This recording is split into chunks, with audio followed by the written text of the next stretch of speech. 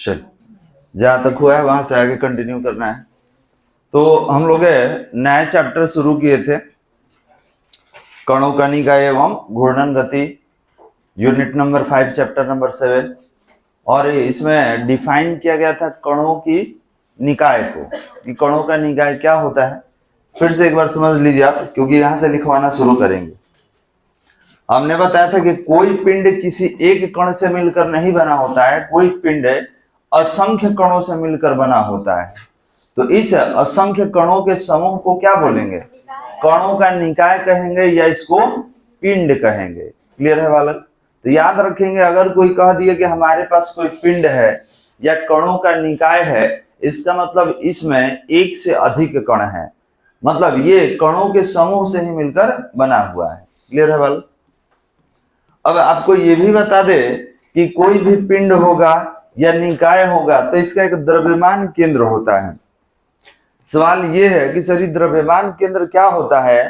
तो एक काल्पनिक बिंदु होता है जहां पूरे पिंड का द्रव्यमान केंद्रित माना जाता है। ठीक है, केंद्रित माना जाता है।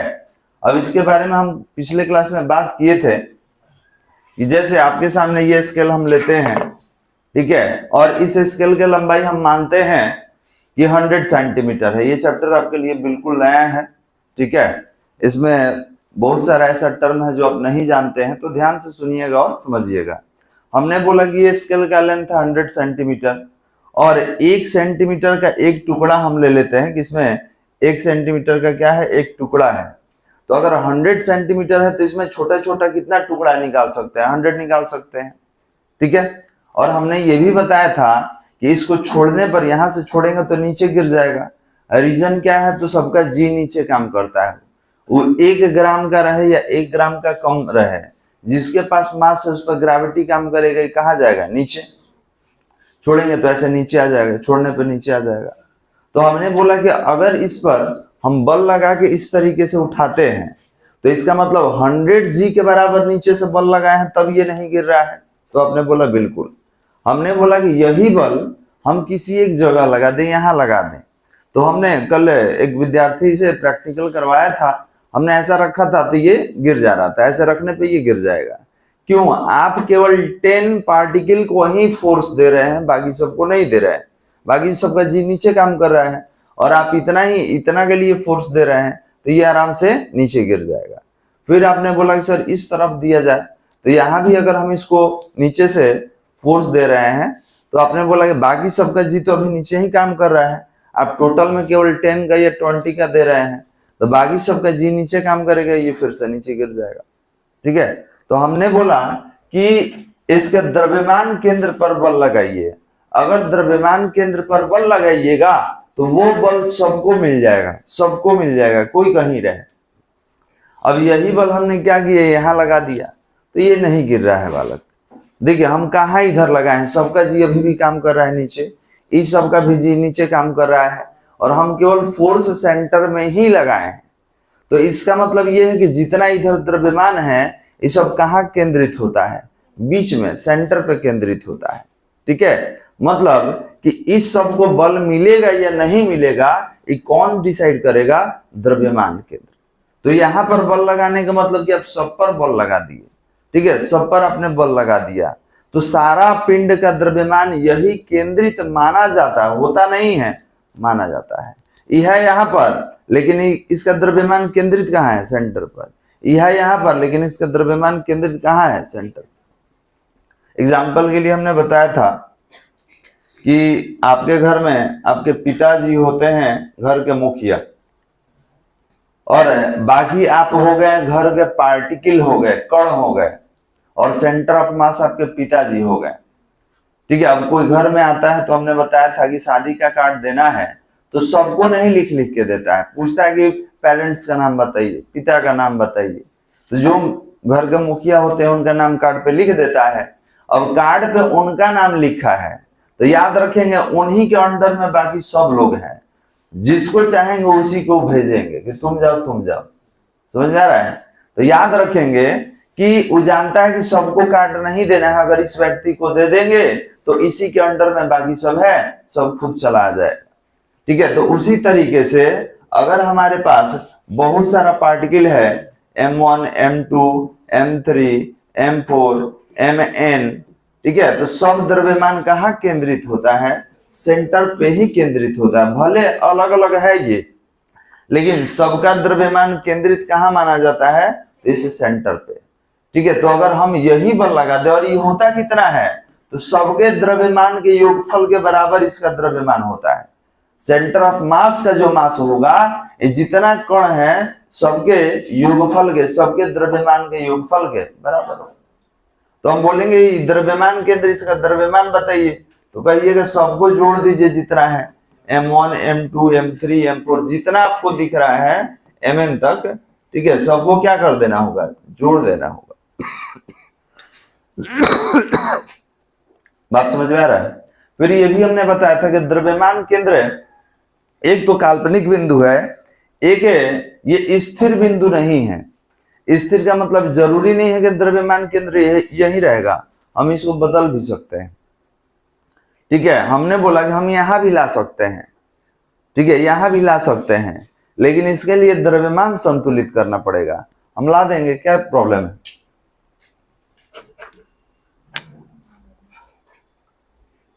देखिए, सेंटर ऑफ मास को लेके आ गए नजदीक में, हो गया बालक। अब बीच में रखिएगा तो गिर जाएगा। क्यों गिर जाएगा? तो इसका सेंटर ऑफ मास यहां से यहां विस्थापित हो चुका है। क्यों विस्थापित हो चुका है? तो द्रव्यमान केंद्र का विस्थापन उधर ही होगा जिधर ज्यादा द्रव्यमान होता है। ये भी ध्यान रखिएगा, ये निकाल के देखेंगे, हम बोल नहीं रहे हैं, ये फॉर्मूला से प्रूव कर देंगे हम लोग। तो देखिए, यहां रखने पे गिर जाएगा क्योंकि इधर भार ज्यादा है, इधर कम है। तो हम क्या करेंगे? अपने सेंटर ऑफ मास को इधर विस्थापित कर देंगे। देखिए, नहीं गिर रहा है। समझ आ रहा है? तो द्रव्यमान केंद्र जो होता है ये विस्थापित होता है, स्थिर नहीं रहता है, कहीं भी हो सकता है। किस पर डिपेंड करता है? तो द्रव्यमान के वितरण पर, कि आपके पिंड का द्रव्यमान कैसा है, कहाँ ज्यादा है, कहाँ कम है, उसके हिसाब से द्रव्यमान केंद्र का निर्धारण किया जाता है। कोई दिक्कत वाला बात समझ में आ रहा है? चलिए, तो आज हम लोग परिभाषित करेंगे। पिछले क्लास में डिफिनीशन नहीं हुआ था, ठीक है। द्रव्यमान केंद्र,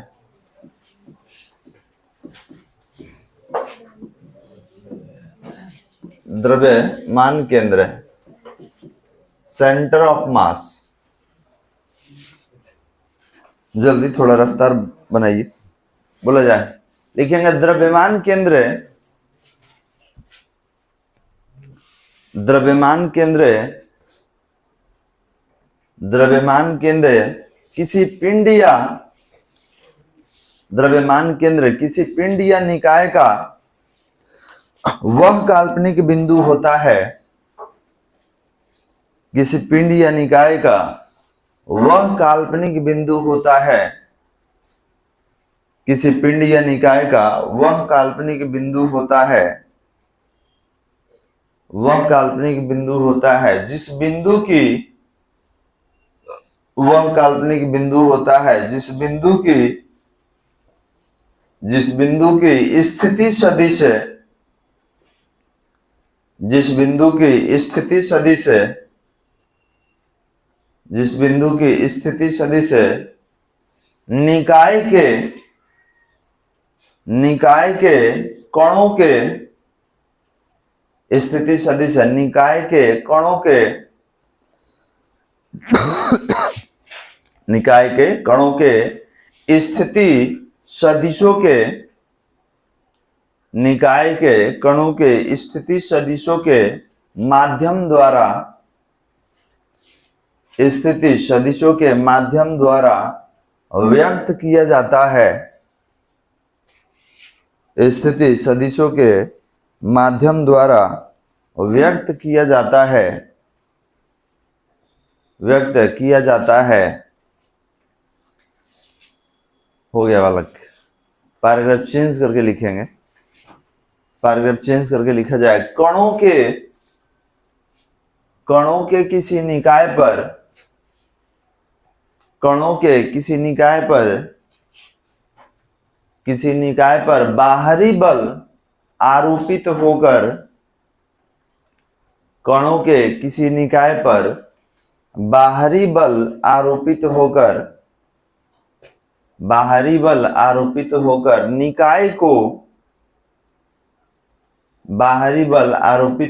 निकाय को जिस प्रकार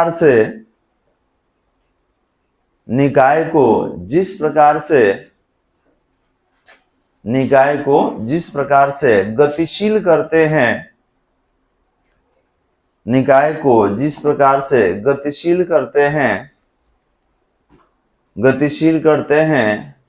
उस प्रकार के गति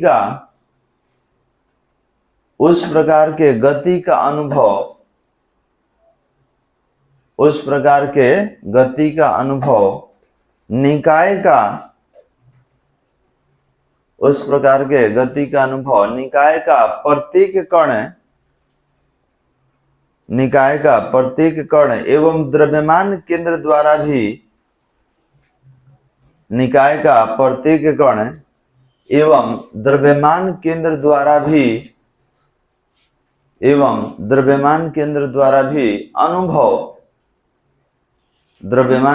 द्वारा भी अनुभव किया जाता है।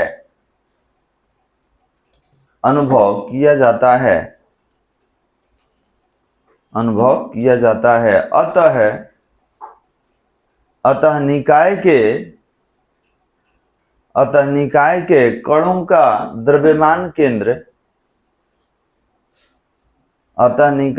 कणों का द्रव्यमान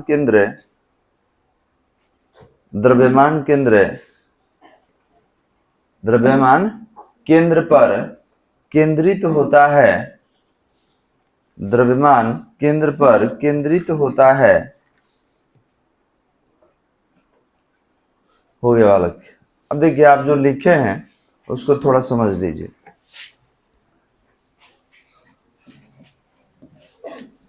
ध्यान देंगे, हमारे पास कोई पिंड है और इस पिंड में बहुत सारे कण हैं, 1 2 3 4 5 6 इस तरीके से बहुत सारे हैं।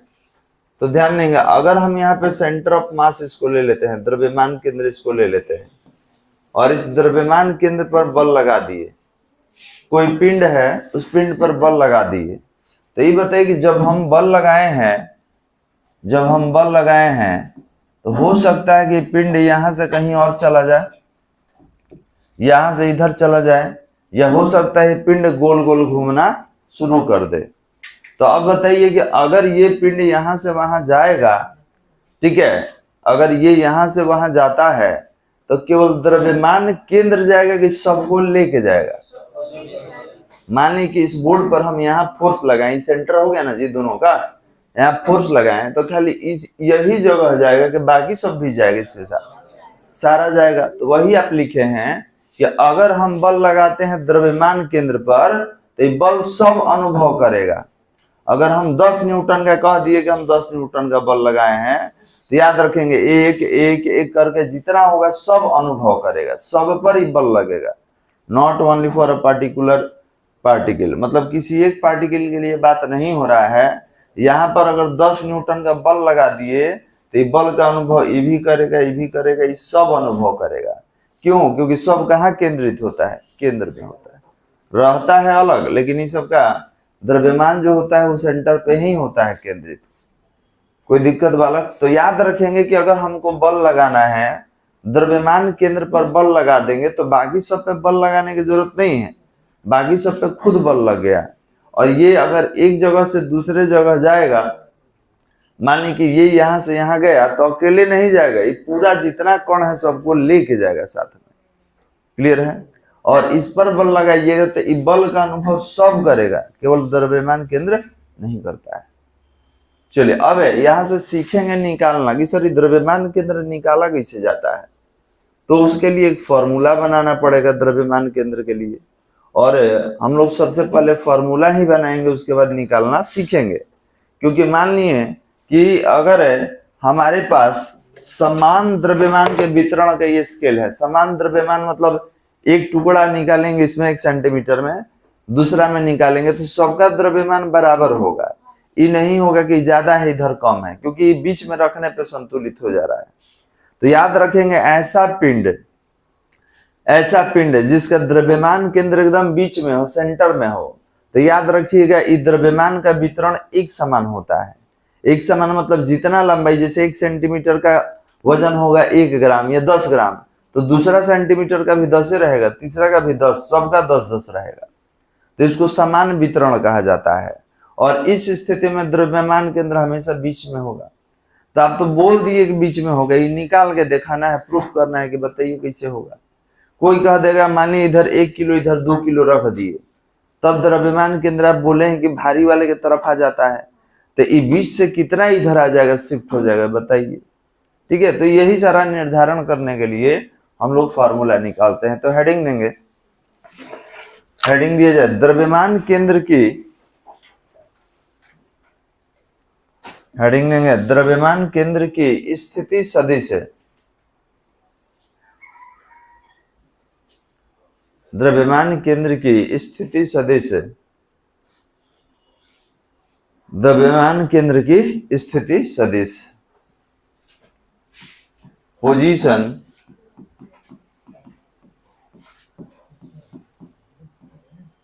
Vector of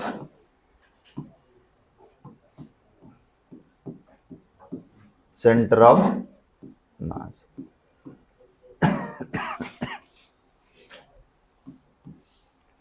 position vector of centre of mass हो गया बालक। द्रव्यमान केंद्र की स्थिति सदिश अब निकाल के देखा जाएगा। तो लिखेंगे, लैंग्वेज बोल दे रहे हैं। तो अभी आपके सामने एक डायग्राम बनाए थे, तो उसमें एक वो कर लिए थे, नहीं बहुत सारा कर लिए थे। लिखेंगे यदि M1, M2, M3, M4 dot dot Mn, यदि M1, M2, M3 dot dot Mn द्रव्यमान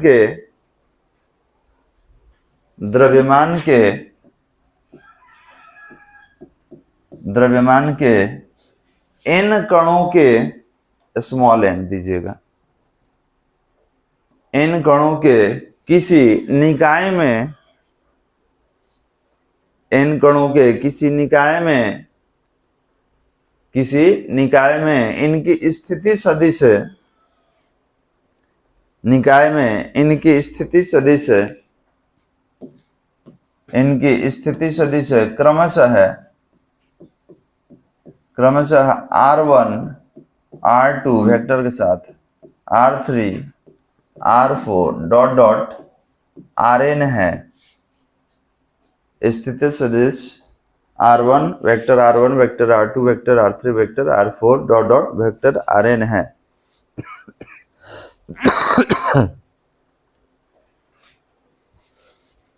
हो गया। अतः हमें कणों के इस निकाय के लिए,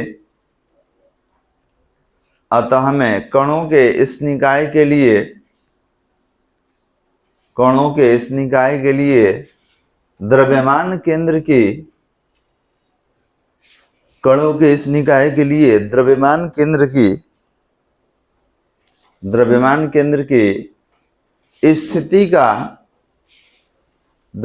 केंद्र की स्थिति का निर्धारण करना है।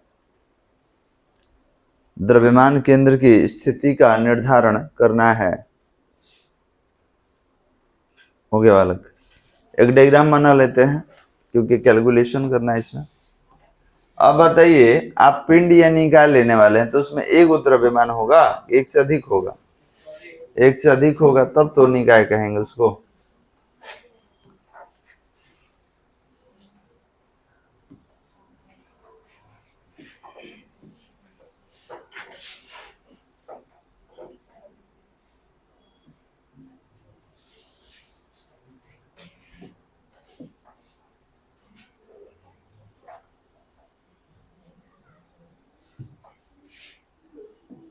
ध्यान नहीं। तो इसमें बहुत सारा पिंड है, बहुत सारा कण है।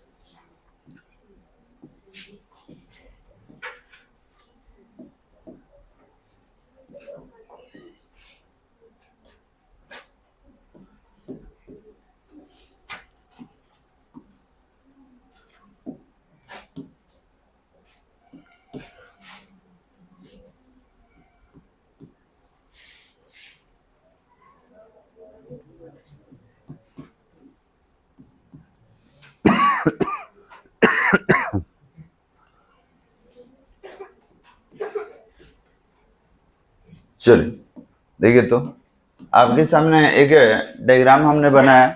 इसमें कोई पिंड है और इस पिंड में बहुत सारा द्रव्यमान है, जैसे 1 2 3 4 करके हमने n तक माना है।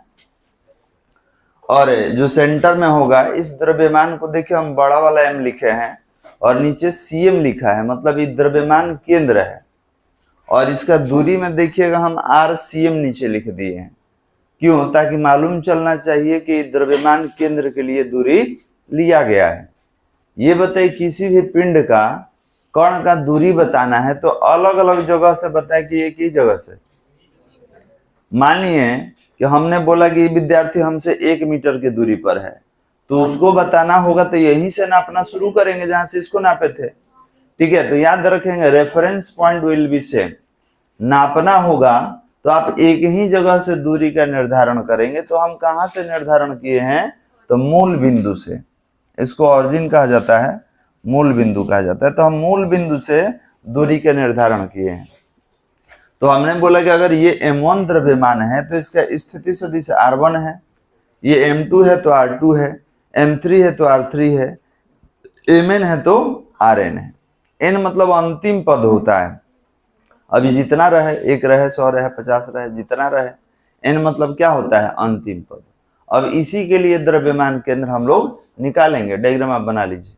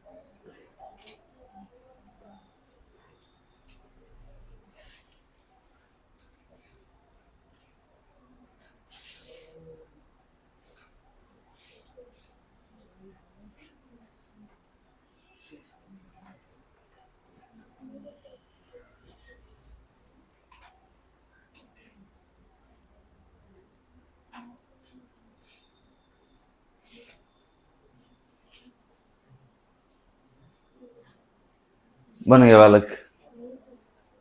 नहीं चल।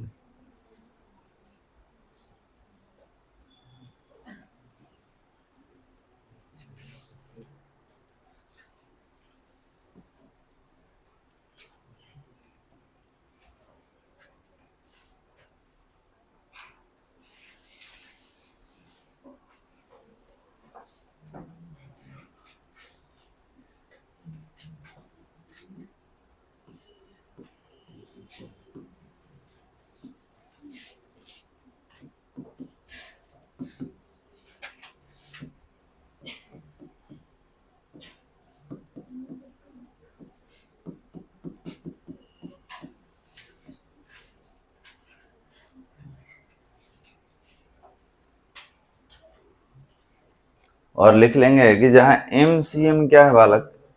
तो आपने बोला कि सर द्रव्यमान केंद्र है। ठीक है, और ये कितना होगा? तो सभी कणों के द्रव्यमानों के योगफल के बराबर होता है। ठीक है, मतलब जितना कण अलग अलग है सब यही केंद्रित माना जाता है। चलिए डायग्राम बना लिए, आगे बढ़ाया जाए। ठीक, जिनका छूटा होगा तो अपना वीडियो से देख के बनाइएगा। थोड़ा सा पढ़ाई को कंटिन्यू करते हैं क्योंकि इसको निकालने में समय लगेगा। अब यहाँ पर क्या करने वाले हैं? तो सभी पिंडों के द्रव्यमानों के और स्थिति सदिश का गुणनफल लेने वाले हैं। तो ध्यान देंगे, अगर पहला पिंड के लिए लिखना हो तो m1 r1, बात नहीं, पहला पिंड के लिए m1 r1, दूसरा पिंड के लिए m2 r2, तीसरा पिंड के लिए m3 r3। इस तरीके से कितना का था?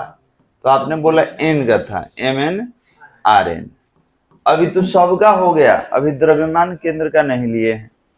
तो आप कहिएगा कि सर अगर द्रव्यमान केंद्र का लेना रहे तब, तो यहाँ क्या लिखेंगे? तो यहाँ लिखेंगे MCM into RCM लिख सकते हैं। क्लियर है बालक।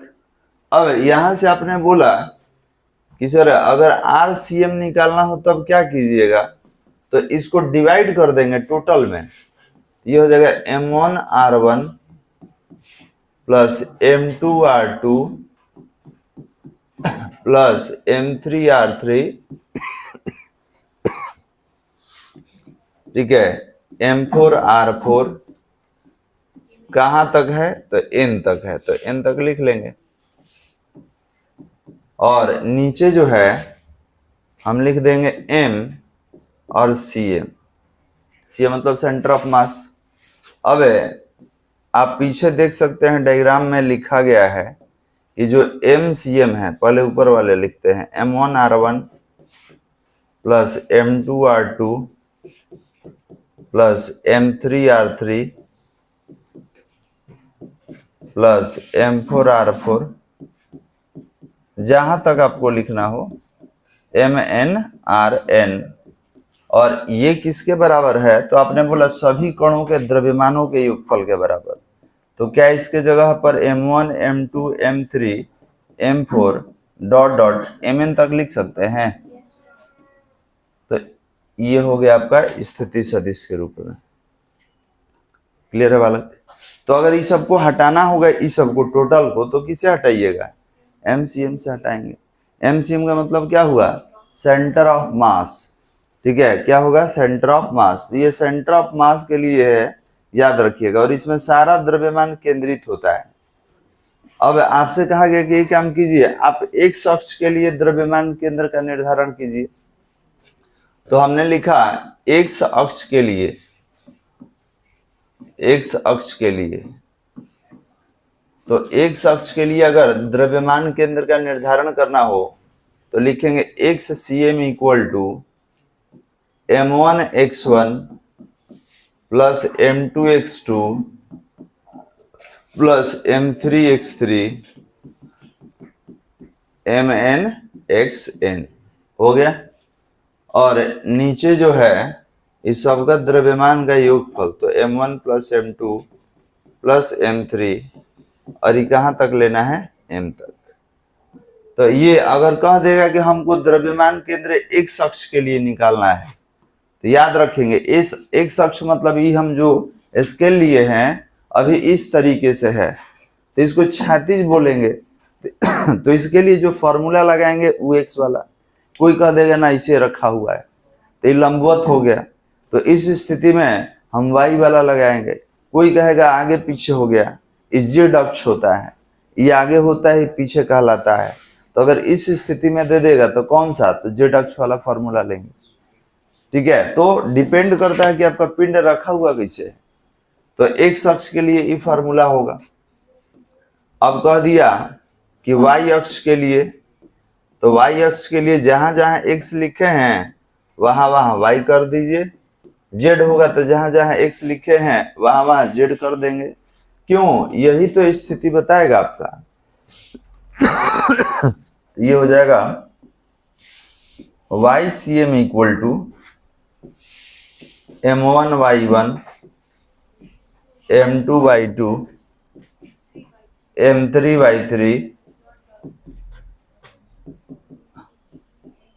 MnYn, और नीचे हो जाएगा आपका M1 plus M2 plus M3 dot dot Mn। तो यहाँ पे हम लोग समीकरण देने का काम करेंगे। हम लोग यहाँ पर इसको 1 दे देंगे, और इसी से हम लोग निकाल रहे हैं किसका, तो पहले x का निकाल लिए, फिर y का निकाल लिए, और आप इसी प्रकार z का भी लिख सकते हैं। कोई दिक्कत बालक, चलिए तो लिख लीजिए तो इसको।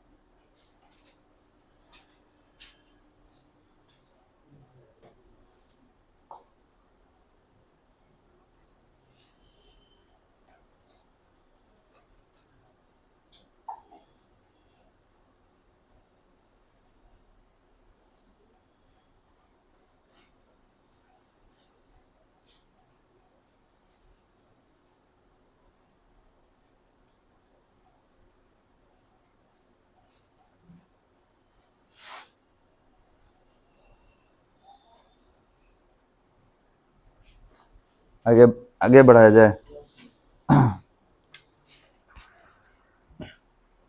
हो गया बालक सबका?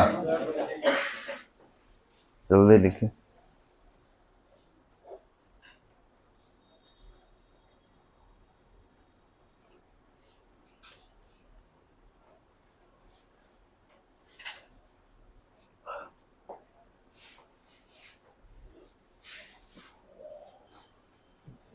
चलिए नेक्स्ट।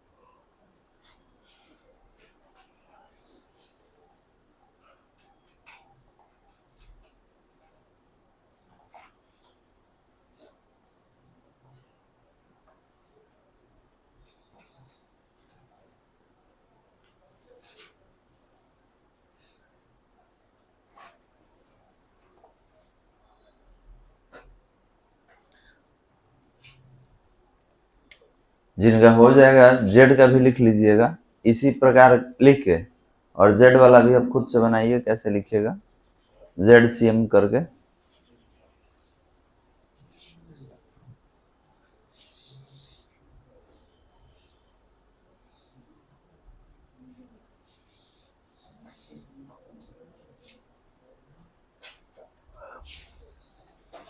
हो गया, जेड सी एम करके बनाए हैं।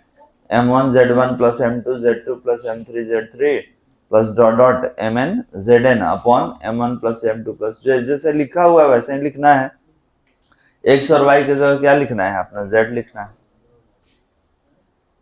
चलिए उसको कितने इक्वेशन दे दीजिएगा, 4 दे दीजिएगा, ये 3 तक है। चलिए वाला क्लास में है तो क्लास में ध्यान रखिए, ठीक है, बाहर छोड़ दीजिए, क्या हो रहा है, कंसंट्रेशन क्लास में रखा जाए तो बेहतर है। लिखेंगे समीकरण 1, 2, 3 तथा 4 की सहायता से, समीकरण 1, 2, 3 तथा 4 की सहायता से, 4 की सहायता से किसी पिंड के, किसी पिंड के निकाय का, किसी पिंड के निकाय का द्रव्यमान केंद्र, किसी पिंड के निकाय का द्रव्यमान केंद्र ज्ञात किया जा सकता है, किसी पिंड के निकाय का द्रव्यमान केंद्र ज्ञात किया जा सकता है, ज्ञात किया जा सकता है। क्लियर है बालक? मतलब इस फॉर्मूले से जो आपने x के लिए, y के लिए और z के लिए लिखा है, हम लोग द्रव्यमान केंद्र निकाल लेंगे। क्लियर है बालक? चलिए एक क्वेश्चन लिखते हैं कि सर इसका यूज कैसे करना है। ठीक है, यूज कैसे करेंगे तो एक क्वेश्चन लिखना होगा। क्वेश्चन लिखे तो बोलते रहे। क्वेश्चन लिखा जाए, एक मीटर स्केल पर, क्वेश्चन लिखेंगे, एक मीटर स्केल पर द्रव्यमान, एक मीटर स्केल पर द्रव्यमान 1 ग्राम, 2 ग्राम, 3 ग्राम, 4 ग्राम डॉट डॉट 100 ग्राम,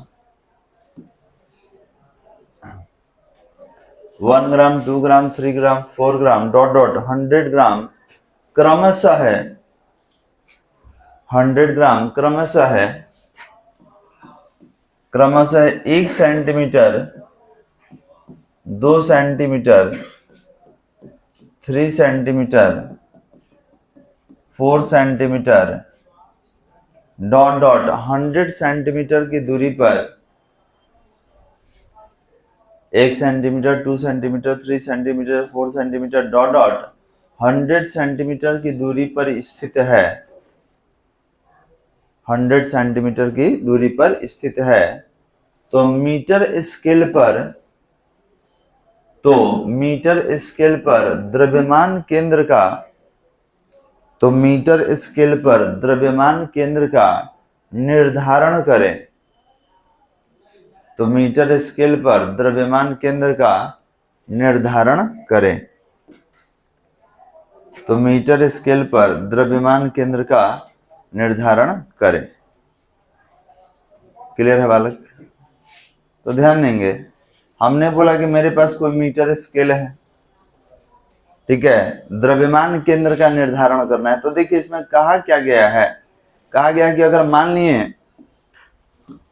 मान लिए कि ये 0 से स्टार्ट होता है, अच्छा इस पे नहीं लिख रहा है, 0 से, ठीक है, 1 2 3 4 होता है ना जिस तरीके से, तो मान लीजिए 100 वाला है, तो ये कह रहा है कि आप मान लीजिए कि एक है, इसके बारे में कह रहा है कि एक है तो 1 ग्राम, 2 है तो 2 ग्राम, 3 है तो 3 ग्राम, और 100 है तो 100 ग्राम।